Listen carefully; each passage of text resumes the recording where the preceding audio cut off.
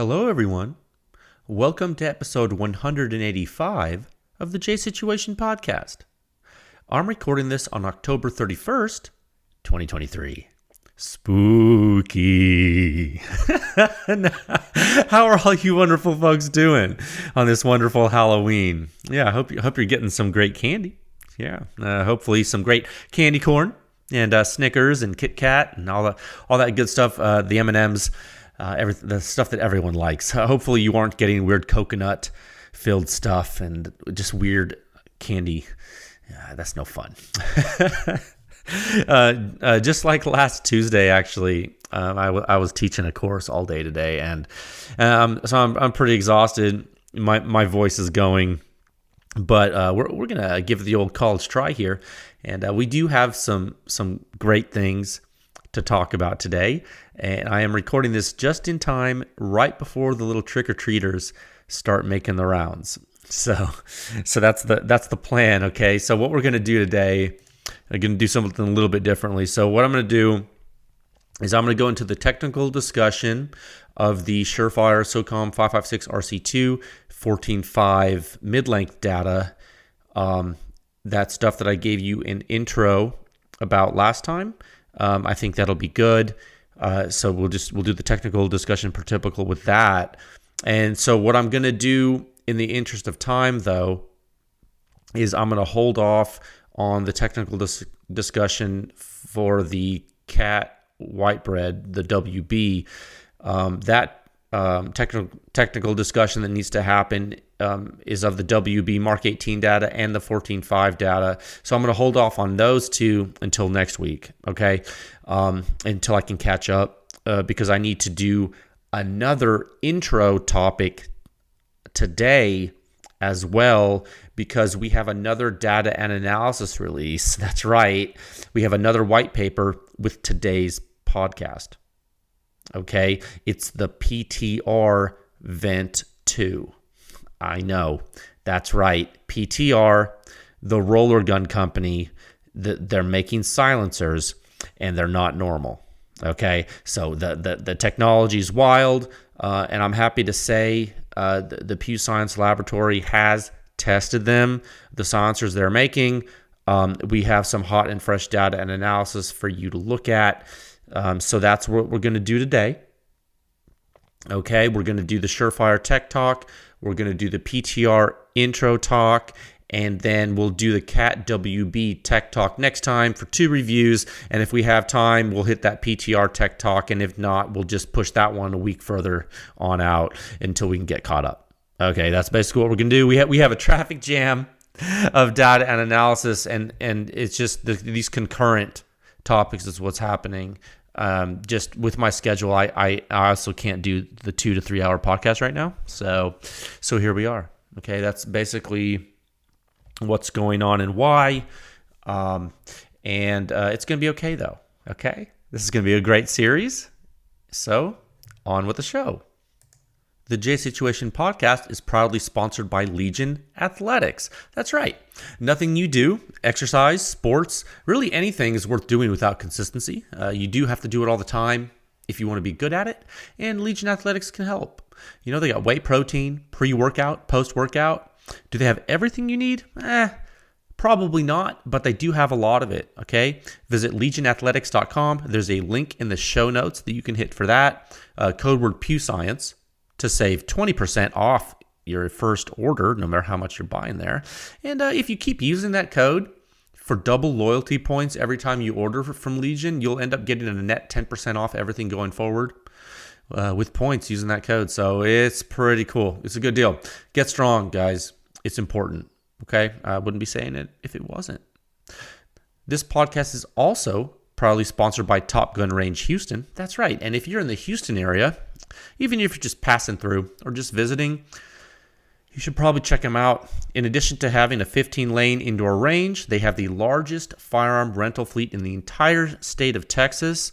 And, you know, you can rent pistols and rifles and shotguns and machine guns. And now they just introduced this program where you can rent silencers. Oh, my God, I know, dude. It's so crazy. You can go there and try out silencers. And I think I don't quote me on this, but you have to ask them. But I think what they're doing is also giving you the hosts to use that Pew Science tests with, so you can try out, you can get the exact experience too, which is wild, right? I mean, granted it's indoors, so you got to adjust your expectations, but even so, you can check them out, which I think is cool. So you can check out their firearm rental inventory on their website at topgunrange.com, and you can also find them on Instagram at topgunrange.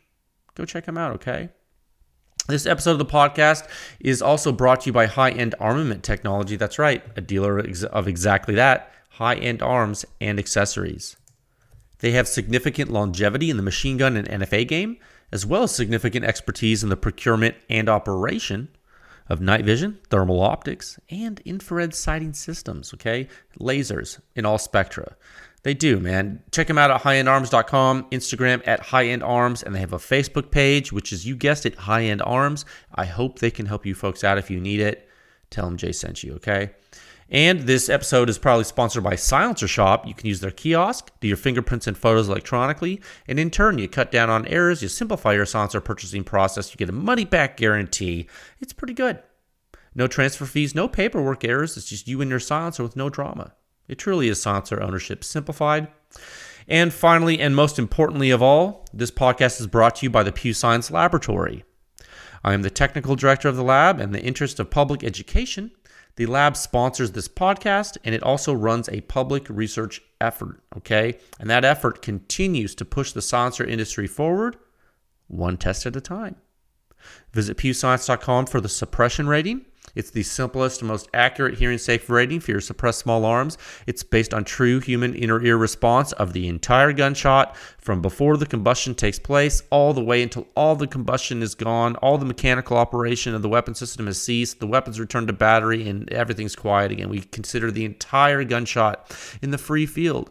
That's right. The way the mill standard has always wanted you to test, and the way the silencer sounds standard on pewscience.com, and it's you test, okay? There's 7 sections in the standard on the website.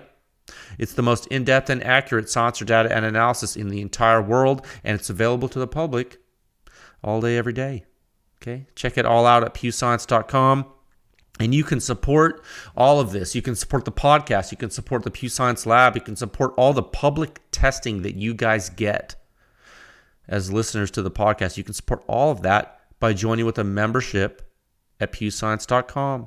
It would really do us a solid. It really helps a lot, guys.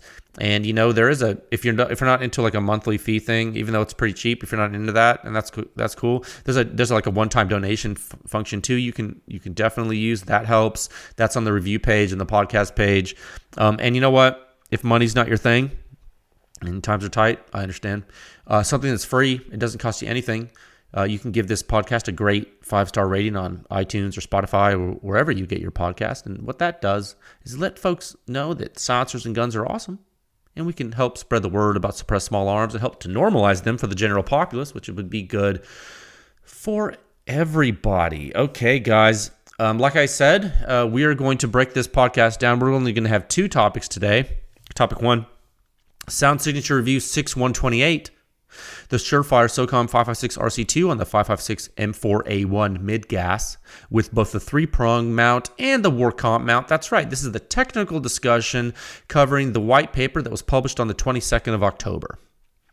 Okay, so that was last week, last Sunday, right? Looking at my calendar, yeah, that was last Sunday. Not this past Sunday, but the Sunday before that. Okay, so we'll hit that. Okay, and then you'll have to wait for the technical discussion of some other reviews until next time, okay? Because in topic 2, we're going to be talking about Sound Signature Review 6131.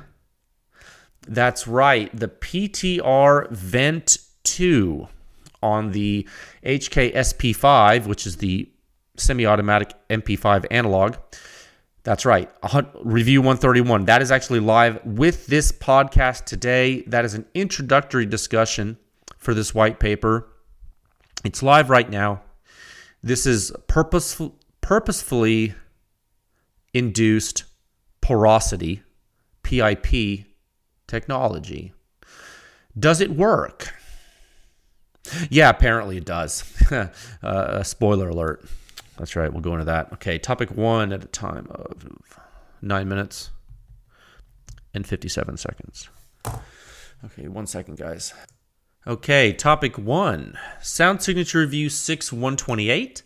The Surefire SOCOM556-RC2 on the M4. Okay, on the 14.5 mid-length gas M4. Okay, that's with 2 mounts, the 3-prong and the WARCOMP. This is the technical discussion. We gave the intro discussion last week. Okay, so all right, guys, now getting into this.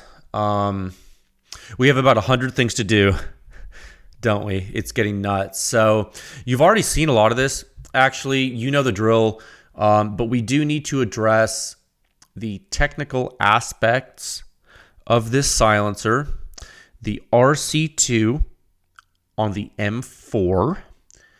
It's a longer barrel, okay? Similar performance to the Mark 18.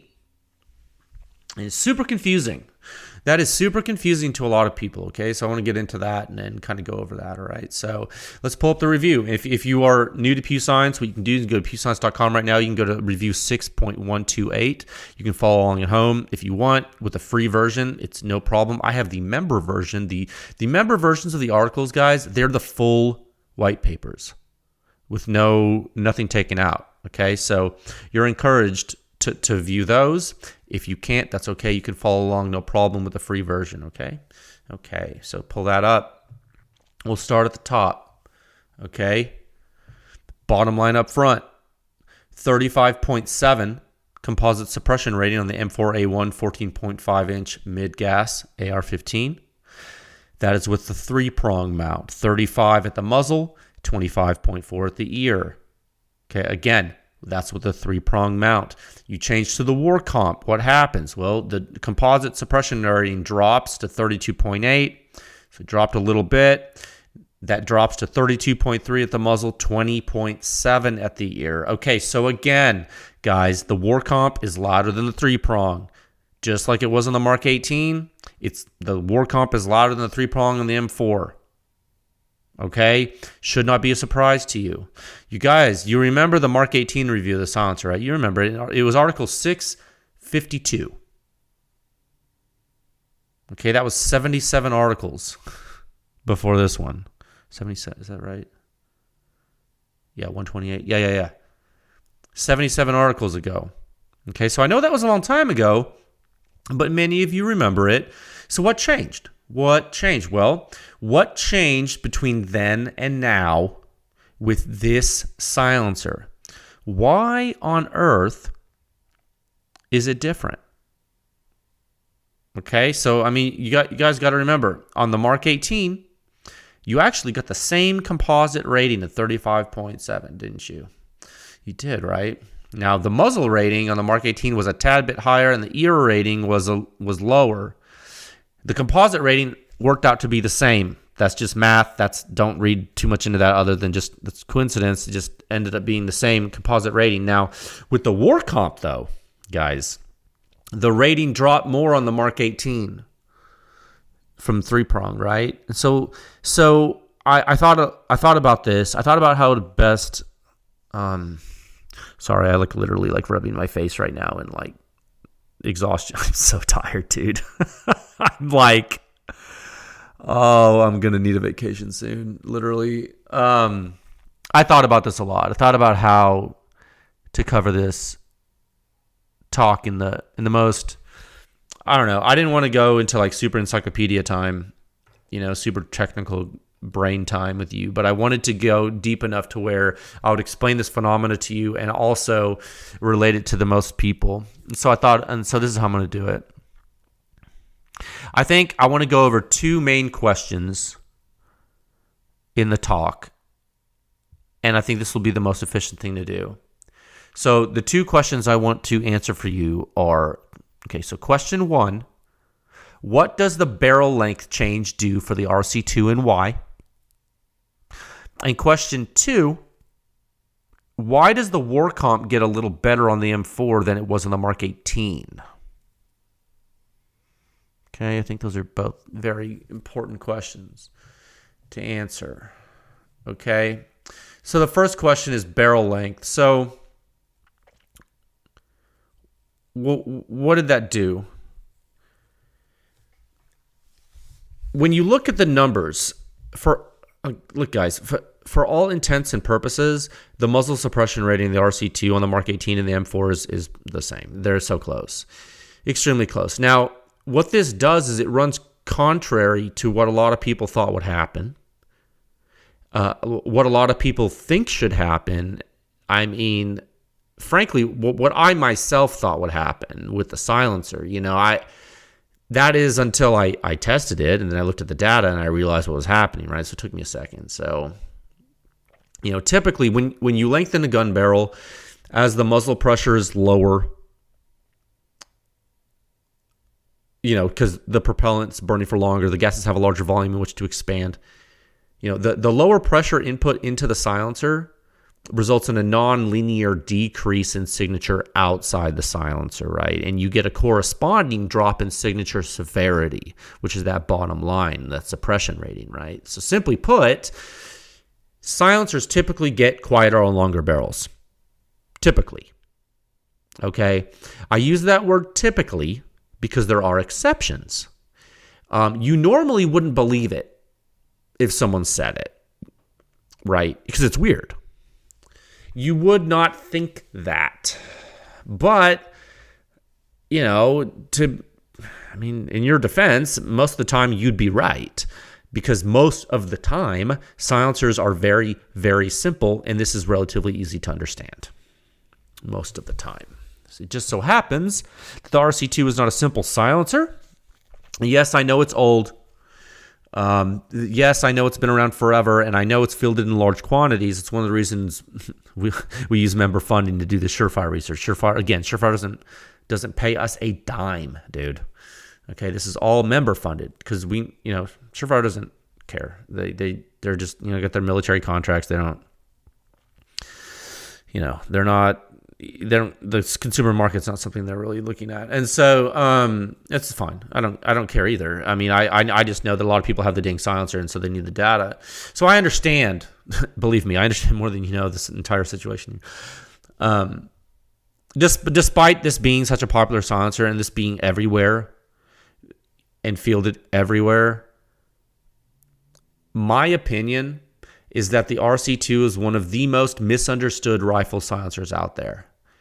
And a lot of people own them because the military used and uses them, and they see that as good, and so they want to get one. And you know what?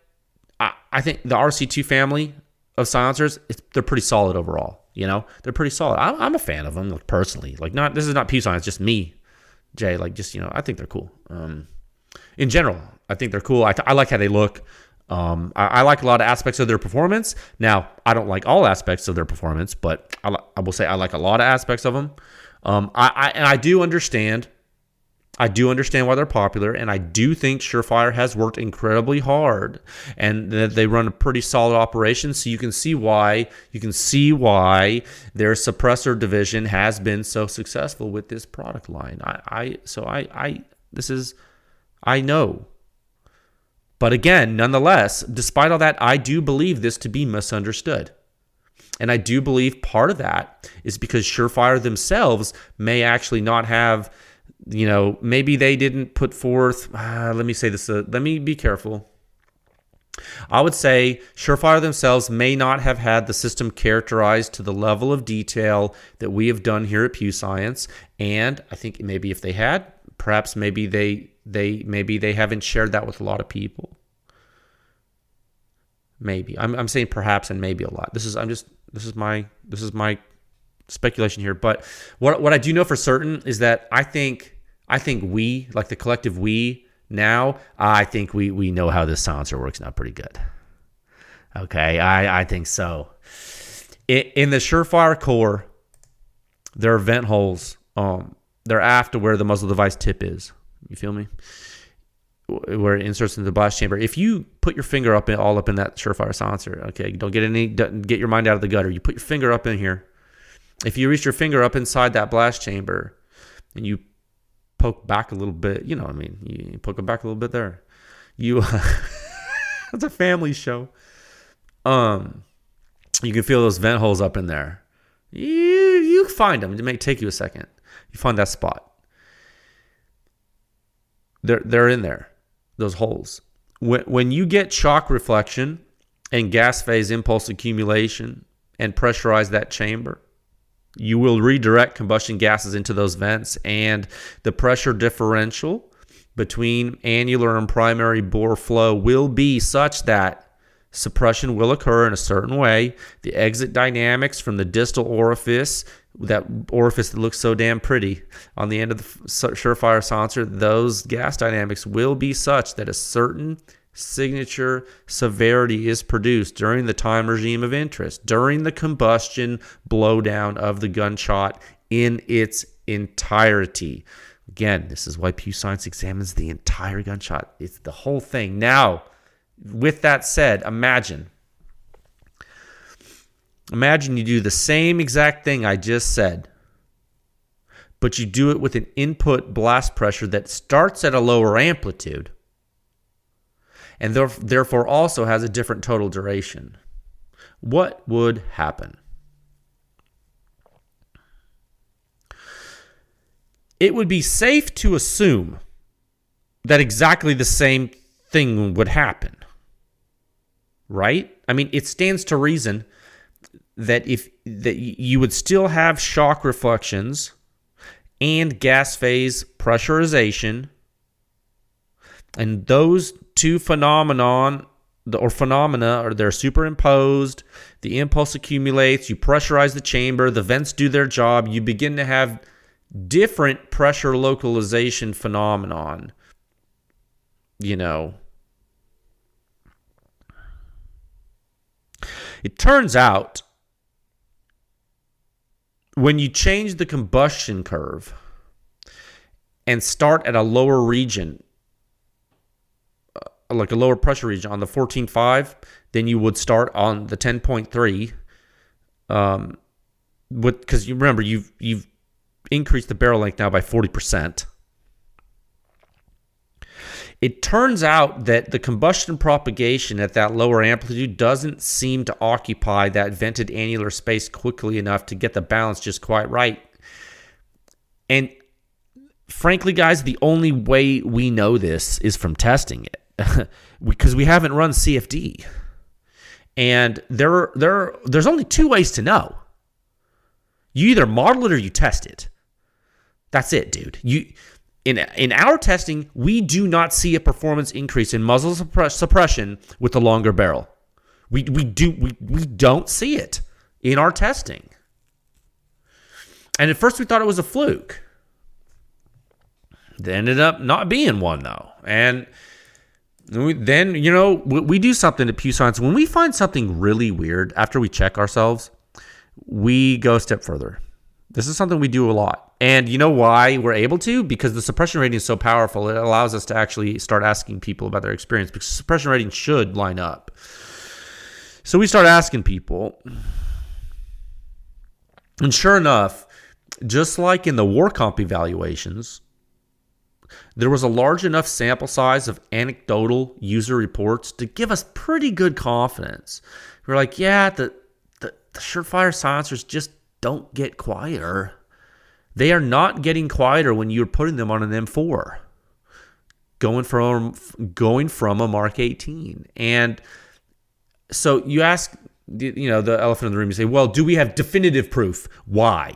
Do we have definitive proof of why? Well, no, we don't. Now, do we have a very solid theory with all signs pointing to it being the cause? Yeah, I think so. Yeah, I mean, no other phenomena has changed except for the place on the pressure curve, guys. It's got to be the blast chamber. Okay. So you look at this, does it mean that the RC2 is only good on the Mark 18? Because the Mark 18 can ramp up that, exercise those vents easier. Your pressure is more violent. Your impulse accumulation in the blast chamber is happening earlier in time before the gunshot. I mean, so you're really, really exercising it. So you want to tell yourself, man, is it only good on the Mark 18? I would say no. Someone said to me that they thought if the 14.5 data had been released first, and then someone saw the Mark 18 data, someone would say, well, oh man, look, the Surefire silencer doesn't lose efficiency on the Mark 18. Oh, that's awesome. I thought about that. I thought about that when someone said that. I said, in my head, I was thinking, maybe. And you know what? In a vacuum, dude, I'd give that to you. I'd give that logic to you in a vacuum. But, and say, maybe you think that. Maybe. But I would argue most silencers get quieter on the 14.5. If it wasn't for that piece of information, sure, maybe. Maybe I agree with you, maybe. But since most silencers do get quieter on the 14.5, nah, son. I don't think so. Okay. It's extremely rare for a silencer to not get quieter on the 14.5. It happens, but not as much as it does as it doesn't. So, in our research, okay. So the RC2 is the exception in that regard. Now, no, look, guys. To be clear, I'm talking about strictly muzzle suppression. Okay, we're not talking about anything else except at the muzzle. Okay, so don't freak out right now. Okay. So I find the RC2 to be one of the I'm not going to say I find the RC2 to be one of the exceptions in this regard. Okay, not the norm. The RC2 is not the norm. Okay, so my opinion is I still think the order of presentation that we have done makes sense for the overall state of practice. I mean, Mark 18 first and 14.5 second. I think that makes sense. Okay. Okay, now if you really want if you're a nerd like me and you want to go real deep down nitty gritty in this and you want to look more into the comparison between the Mark 18 and M4 signatures with the Surefire RC2, they're in the member version of the review, and we prove this phenomenon out with a 3-prong for you. Go check it out. It's in the review. Okay, the signature just doesn't change like you think it would, and it's in black and white, guys. Okay. It is kind of wild, and you don't even have to use the suppression rating to look at it. Look at the raw data, dude. It's really, really close, and that is about as close as you're gonna get. And that's crazy for the 40% change in barrel length. You understand how that might be shocking to you? It should be. All other things equal. If all you knew was input and then output of a silencer, like you put pressure in, magic dust happens, and then you get an output, you would think if you change the barrel length by 40%, if you made it longer, change the combustion curve, you would think the output would be way different than it is, but it's not with the same silencer, okay? And that's with the 3-prong. Okay, and look, you go look in the review to see those comparisons. If you remember, you should. Okay, and again, it's because of the venting in the Surefire. The Surefire silencer reacts differently with super high pressure. That's one of the reasons it works so well in the Mark 18. But it is the Achilles heel of the silencer. It truly is a specialist. I do not. Some people like to argue, well, the RC, not the RC2. I don't care, dude. Just look in both of them.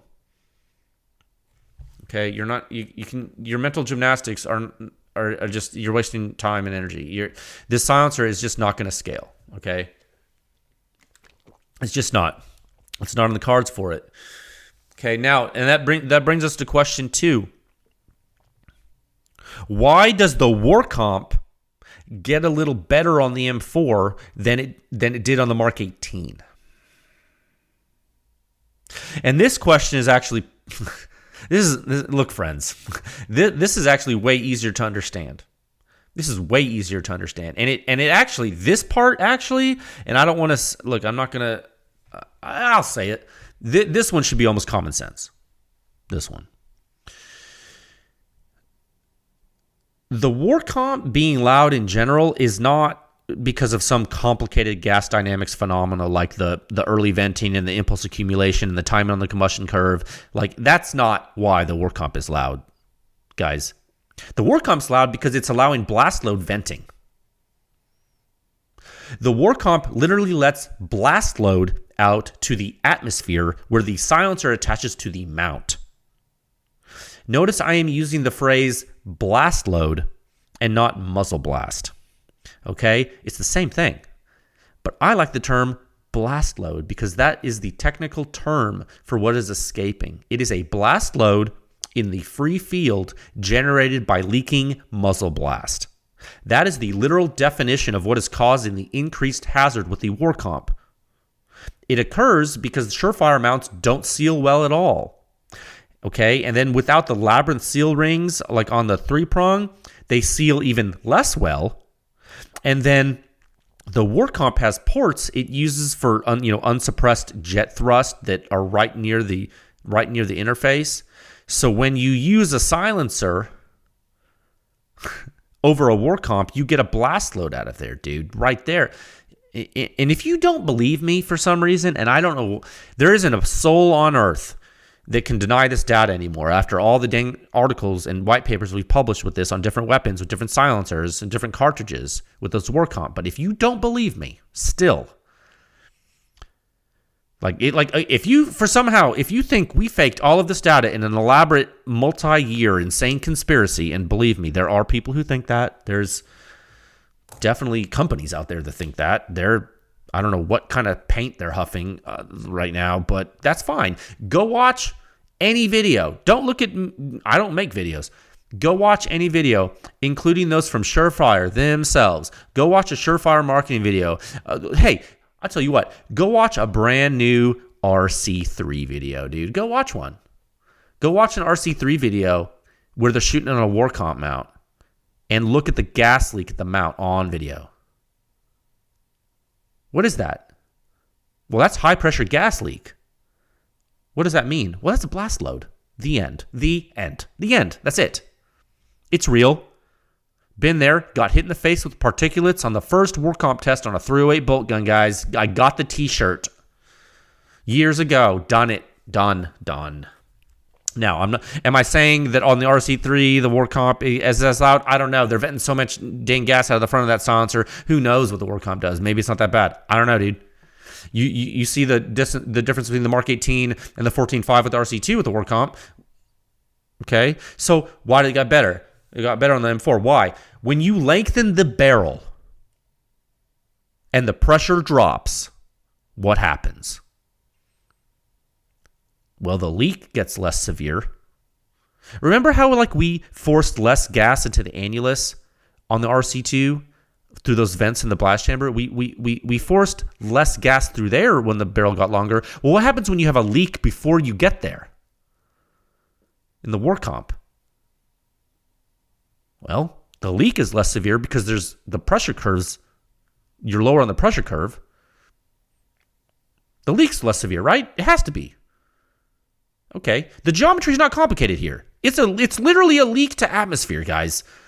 And that leak is less severe.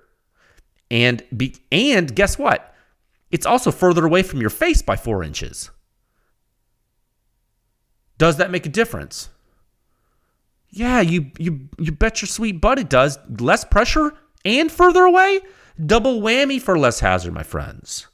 You're going to move something 4 inches further from you, and it's going to be lower pressure for the same combustion? Yeah, dude. For the same curve? Yeah, it's going to be less hazard, guys. There's mandated regions where you measure stuff for the mil standard locations.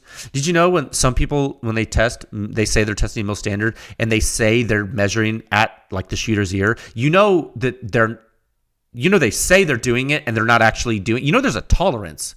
You're only allowed a certain amount of error in that measurement. Guys, and I have a point, believe me, you'll see where I'm going with this. If I told you how people measured where to put sensors next to the shooter's head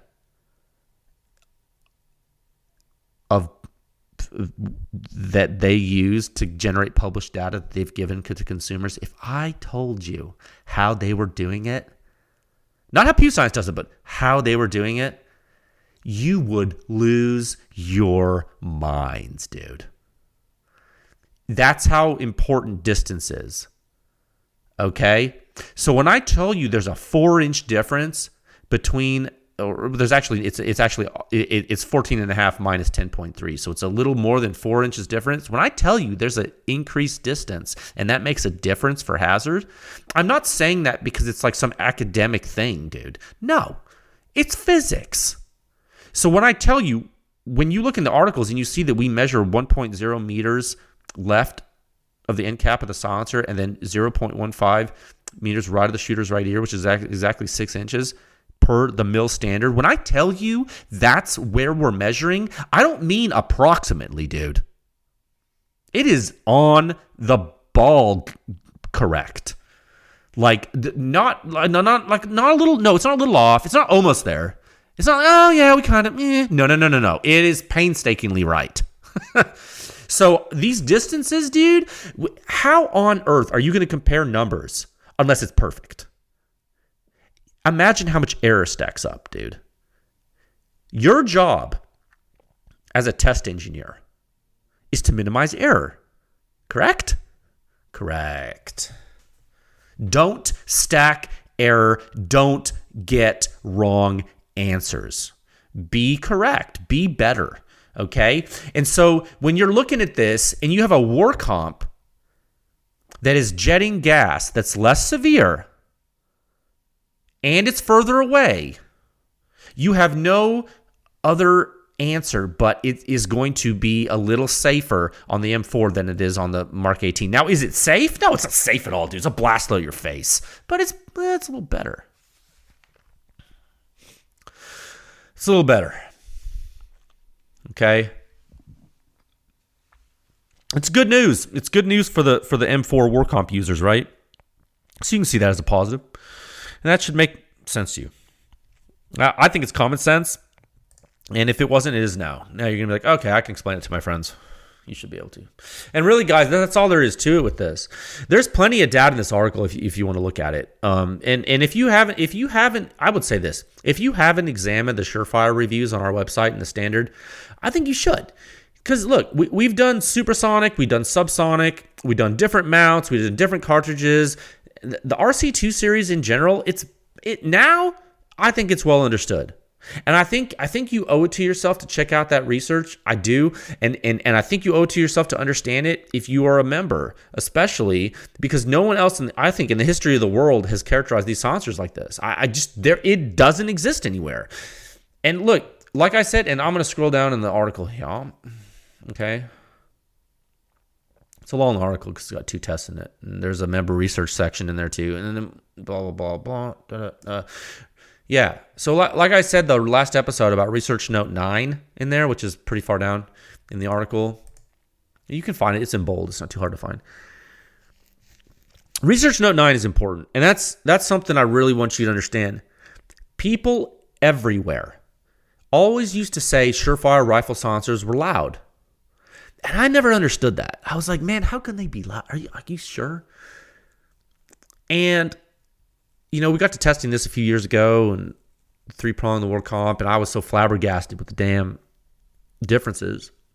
Especially we started this on 308, like madmen, right? Like no one does that, and I think that might have been it. That might have been why it was so. Like sometimes scientific discoveries happen like weird, like in a weird way, like just by chance. Like I'm not trying to liken this to anything like pivotal in like history, but like someone will like stumble upon like a vaccine because like they were messing with something in a petri dish or whatever. Well, who on earth puts a WARCOMP on a 308 bolt gun and puts a 7.62 RC2 on it? Like no one does that. It's weird, right? But that was like my first experience shooting a 7.62 RC2. If you can believe that. And certainly my first experience shooting a WARCOMP. Or no, I'm sorry. We had the 3-prong first. We did, and then it was in the same test session. We did the WARCOMP and the 3-prong, and so or whatever it was. Well, I can't remember that right now, but maybe it was because the combustion curve for 308 is so severe.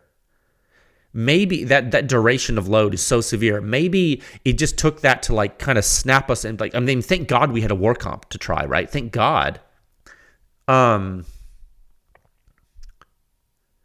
maybe that was that spark that we needed to chase that. Maybe it was that thread that was hanging, that we just had to pull that thread.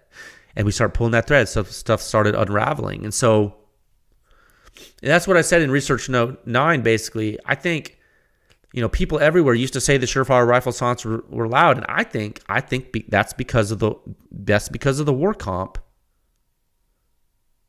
That's one reason, and I also think it's because the RC2 does better on short barrels than some other silencers. I think that when you compare the RC2, like this SOCOM556 RC2, I think when you compare this silencer to a regular rifle silencer on a normal length barrel, I'm going to use that term normal, on a longer length barrel, and you can compare that RC2 to another silencer, and it doesn't seem to be as quiet. And look, and the test data we have shows that. I think people that own these things,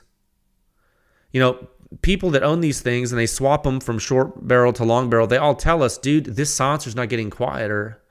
I think that's important. When you put a silencer on your longer barrel AR and it's still loud to you, just like it was on your SBR, I think you're like, WTF, mate? Like, WTF, right? You're like, what? Yeah, WTF indeed, friend. Like, it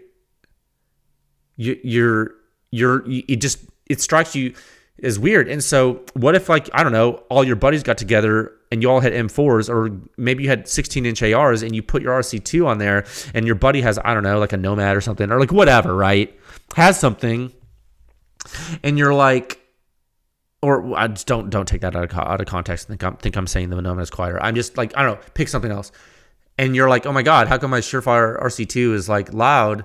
Maybe, and then one of your buddies has a WARCOMP, and you're like, oh my God, this is the loudest thing ever. Maybe that's why people thought the RC2 was loud for like a decade. Because they weren't, like, I don't know, testing it in a controlled fashion on like short barrel lengths or something. You know what I mean? Like, I don't know. This is just a theory, but I think that's why maybe Surefire got a bad rap on this. The more we look at it, I mean, how many dang YouTubers have WARCOMPs? Yeah, back before we released our research, our white papers on the WARCOMP, people ask you, oh, what mount should I get? Well, WARCOMP is the best. Oh yeah, I heard the WARCOMP's the best. Then people like shot them side by side. They're like, oh my God, this thing is like literally carbon locking super quick, and it's blowing blast load in my face. It's weird. It's like, yeah. When you look at this objectively, you don't look at like a weird influencer thing. Maybe you don't pick dumb stuff. And that kind of brings me to another point here with this data.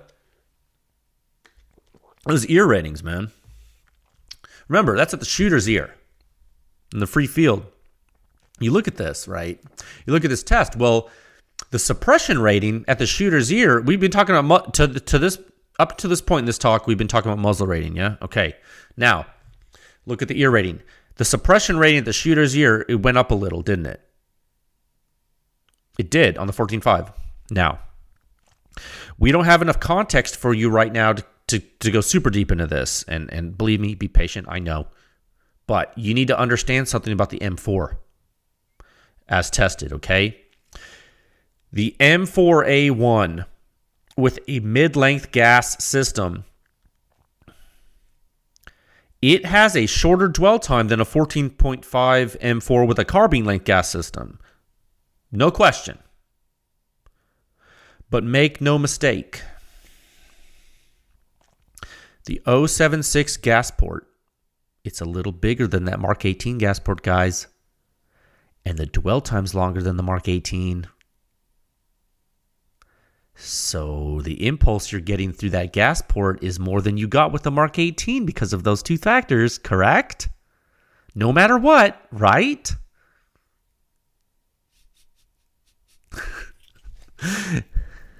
Yeah, I mean, it's further down the barrel, guys, but your dwell time's longer and the port's a little bigger. So, guys, to be clear, if you don't have a high flow rate, you are going to be in injection port blast USA population U with this gun.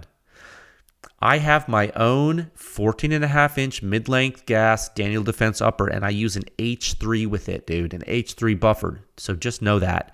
We picked the 14.5 mid for future-proof config for testing. Imagine if it was 14.5-inch carbine gas. We're using 14.5-inch mid with an H2, okay? For the Surefire to actually get better at the ear than it did on the Mark 18 should show you that the system is a little more balanced than you might have thought, right? Keep that in your memory banks, okay? Because remember, the muzzle signature was further from your head. It's 4 inches further, but the ejection port signature didn't tank it. It didn't tank the rating lower than it did on the Mark 18. Okay, so keep that in your memory banks as we progress through the 14.5-inch mid research, okay? This is definitely a surprise tool that's going to help you later because you really, it's just the fact that the RC2 data was released right now like this. A lot of people thought, oh my God, Jay's showing it. Someone actually said that I was like trying to like do something bad by doing, like, it was so weird. I was like, oh my God, yeah, serious? Like, this research is so cool because it's showing it didn't get quieter at the muzzle, but it did get quieter at the ear, which is what you would expect, that it would get quieter at the ear. But did you know that not all silencers do? And some silencers tank at the ear and get better at the muzzle? Oh my God. And sometimes silencers don't get as good at the muzzle as you think they should. Oh my God. It's interesting, guys. Okay. So that concludes this talk. And I want to give a big thanks to all the members who contribute to Pew Science, because without you, this Surefire research, this study would not have been completed.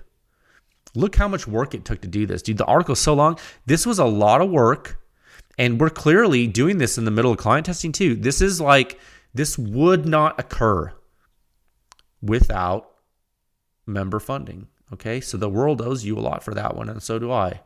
I mean that, dude. That's important stuff, okay? Like, again, that's like groundbreaking stuff. No one's ever shown you that before. I would not have known.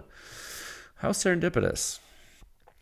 Okay, check out the article if you haven't. All right, we're going to move into topic 2 at a time of 47 minutes and 32 seconds. Okay, topic 2. And this one is wild. Oh my God, I can't even believe we're talking about this already. 1 second. Yeah. Wow. Yeah, topic 2. Sound signature review 6-131. I can't even believe we're already here. So, yeah, this is the PTR VENT 2. It's on the HK SP5, which is it's a semi-automatic version of the MP5. We use the test. This is an introductory discussion for this white paper. The white paper is live right now. This silencer uses a technology called PIP, purposefully induced porosity. Does this silencer work? You don't even know what it is yet because I haven't told you. Oh my God, yeah, dude, it works, and that's what makes this so great. It's done. It's dumb how many technologies that we've evaluated this year, and I know this one came out of left field. Again, it's live right now, and if it's not live and you're listening to the podcast early, just go back to bed and wake up. It'll be live soon enough. This new technology is from PTR. I know they make the HK clone guns, the roller delayed blowback guns. They have all kinds of MP5 clones and G3 clones, and it's cool. And so seeing this, I was just as surprised as you. Believe me, dude. They joined Pew Science as a supporting member company like several months ago. I saw PTR join, and I was like, huh. So I reached out to him. I was like, well, thanks for joining. This is awesome. Like, this is weird. Sure enough, they were making silencers. And I was like, oh, no. I was like, no joke. This is crazy. So they've been a corporate member of the effort for a while, which is, not all Pew Science clients are corporate members. So they are. They join to support and look at all the data and like figure stuff out. And it's awesome. I love when they do that. It really helps. And So they're doing that, and they're also making their own 3D printed silencers. These are 3D printed, funny enough. And this technology, the purposefully induced porosity, now for you technical-minded folks, it is actually exactly what it sounds like. And before I even saw what it was, only when I read the name, I was like, I know what that is. It's like that moment in True Lies with Arnold Schwarzenegger when the terrorist cell has just captured him, and they're beginning to use him to make propaganda and to show their prowess and in the international stage with the nuclear warhead that they've captured as well. And they ask him, does he know what this is? And he's like, I know what this is. Is it a water heater or something like that? It's funny. No, I know what this is. What this purposely induced porosity is, it's a lattice structure. It's porous. It's basically like a metal foam. And when you use it in conjunction with other geometry in a silencer, boy, howdy, do you get some interesting gas dynamics and some interesting heat transfer characteristics, my friends. I am telling you, I don't know. And I don't know if it's because I'm tired and I don't feel as energetic right now, because I'm just this month is so nuts for this and my day's long. But I don't know. I don't know if people understand how important this article is. When I saw this, when I first saw it, on paper, okay, I was like, oh, neat, because I've always wondered. I've thought about this before. I don't know if there's any engineer that follows silencers closely that hasn't thought about doing this. I've thought about it. I was like, I wonder if someone's going to do that. So I thought it was that's neat. And I've actually done some metal foam research in other fields throughout my career, completely different from this, and a different type of structure. But nonetheless, when I saw this, I did find it very interesting. But as they say, the proof is in the pudding. And I will just say this. The results are live on the website right now. Look, this is just an introductory discussion. I have the silencer right in front of me, guys. Unscrewing the mount out of it. We tested this on the MP5. Guys, this thing is shorter than my old SWR Trident 9 with a Trident 9 piston mount in it. This thing is 1.5 inches in diameter, guys. And I am going to tell you right now, write this down. This thing is spanking things on the MP5, dude. Guys, and you're not going to believe this. This slightly outperforms the GSL Phoenix on the MP5. I know. Put them side by side. You'll be like, are you kidding me? Dude, I'm telling you, this came out of nowhere. Out of nowhere.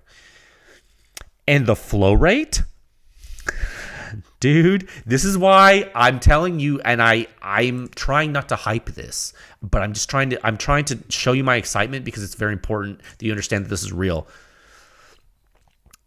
The flow rate.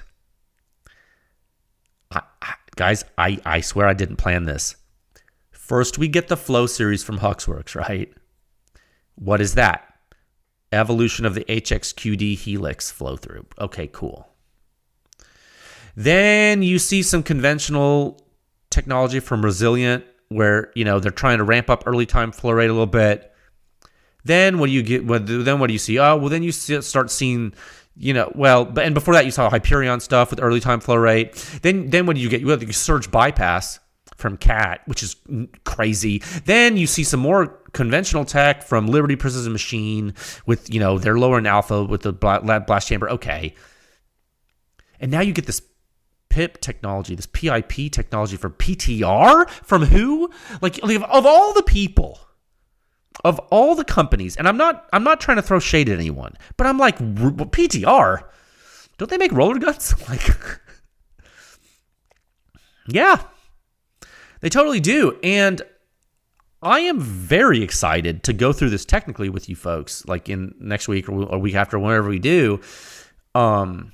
Because so this is, I'm holding my hand and it's titanium. This is not, it's not that heavy. Okay. So this is a titanium 9mm silencer. They don't just make this in 9, dude. And yes, Pew Science has tested this on other platforms. The other version. This is the Vent 2. There's different vents. There's Vent 1, 2, and 3. Yeah. They have different versions of this for other cartridges, guys. And we've tested them. Oh, snap. That's right. And you're going to get the data. Oh, my God. So, just buckle up for that because you're going to lose your mind. I'm telling you, dude. Guys, what did I tell you? We are living in the best time for silencers. I told you this. No one believed me. I don't think. This is the best time in history to be a silencer consumer. I do not care what some of these companies try to tell you. They say, oh, this isn't good because there's too many smaller companies getting too much attention, and it was really hard when we were coming up, so it needs to be hard for everyone. And so poor baby. Oh, pobrecito. I'm so sorry. I'm so sorry. What? You're sad because it's a level playing field and all these companies can get showcased and no one's playing favorites anymore? Oh, this makes you sad? Good. Because now this is awesome. Look what you get to see. When on freaking earth, ever in the history of silencer media or anything, were you going to see a Surefire silencer talked about next to a PTR silencer on a level playing field? Relax, guy. With a GSL Phoenix, you're not going to see all that until now. Now it's a level playing field. Everyone gets to play. Everyone gets to play. Everyone gets a time slip. Show me your time slip. You feel me? Okay, look at these technologies. We're not even done. Dude, we're not even done with this. We have so much data. We're packed. We're turned up. We're screaming. All systems are go here, dude. Look at this. This is so, you don't even know. I'm like swinging the silencer around. You don't even know how great this is. I mean, I don't even know how much, I don't know anything about the silencer other than what I'm holding in my hand. I talked to the engineer who designed it. We went over results from the test program. I've talked to some people about it. I mean, that's it. I don't know anything about how much this thing costs. Anything about anything except I do know what I do know, which I think is kind of hilarious. PTR is going to be at these silencer events that they're happening out East Coast. I don't go to those things, but I know consumers go because it's good. I encourage you to go to those things because you can go shoot silencers in person, which is super, super valuable, right? PTR is going to be there with this thing. If you go there, dude, put this on an MP5 and shoot it. I cannot wait for you to shoot it because when you shoot this thing on MP5, you're going to hear the action noise and you're going to be like, huh, what? Because you're going to look how big it is. And you're like, what? How is this working like that? How is this so quiet? I am telling you, dude, when we tested this silencer, our test personnel was like, what? And like someone literally during the test was like, oh, I want one of those. It was nuts, dude. I was like, that test was nuts. When you see, and that's the thing and that's why I think it's important to see. And one of the things that's been impressing me lately is what silencers can do for the size. When silencers get small and can do crazy crap, right? So, like that cat white bread, right? That's one of those silencers that's like nuts. So, like on 556. Now look at this thing, this PTR Vent 2. You're going to think, you're going to look at it and you're like, oh, is it like a pistol silencer, like a subgun silencer? What, you think it's like a Bowers can? It's like, this is way smaller than a Bowers can. Like a Verse 9, dude, this is way smaller. Now, we haven't tested a Bowers. I'm sure it's very quiet. This is not that, dude. Look how it's way smaller. It's not a small silencer by any means, but it's not like a Gemtech Viper or something. You know what I mean? It's not like a big old subgun can from days of yore. You know, it's not old. What I want to do, what I haven't done, because I've just been burning the candle at 1600 ends. What I want to do is I want to put this Vent 2 on my M11, my Mac, my M11-9 with my lay jumper. Clack, clack. You know what I'm saying? I think it might be awesome. Oh, and by the way, the back of it's threaded Silencer Co alpha pattern. So So preview of what's to come for that. So yeah, it's so go check it out. The data's live right now. It's silly. We do know what is quiet on the MP5, guys. That's not a secret, right? We know what quiet is. Like you, me, like all of us sitting at this table together right now, breaking bread. We know what's quiet on the MP5. Like that's a well-studied host. It's one of the most prolific silencer hosts known to man. It's subsonic 9mm. We understand what MP5s sound like suppressed. Like everyone knows what an MP5 sounds like suppressed. This silencer is quiet, dude. The data shows it, which is awesome.